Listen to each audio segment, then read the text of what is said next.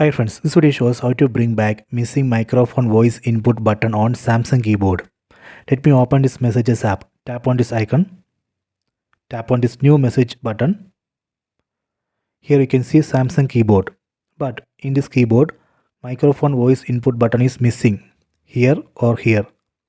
I will show you how we can bring back that missing microphone voice input button on this Samsung keyboard. Let me go to settings.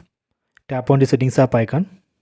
Go down, go to general management, tap here, then tap on keyboard.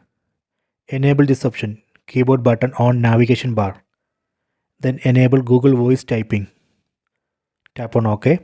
Ensure that default keyboard is Samsung keyboard. Tap here, set Samsung keyboard. Tap on Samsung keyboard settings. Tap here, go down, tap on voice input.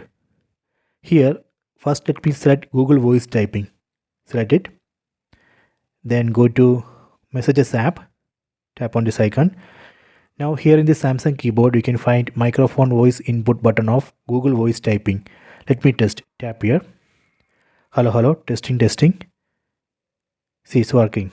If you want to stop, tap here. Done. Let me go back, then again go to settings, tap on the settings app icon, go to Samsung keyboard settings, tap on voice input. This time I am going to test this Samsung voice input. Select it, then go back to messages app.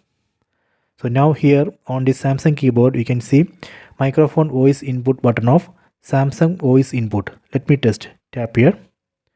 Hello, testing. See, it's working. If you want to stop, again tap here. Done.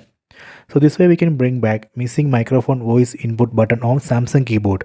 Please try this. I hope you have enjoyed this video. Please subscribe this channel. Please like and share the video.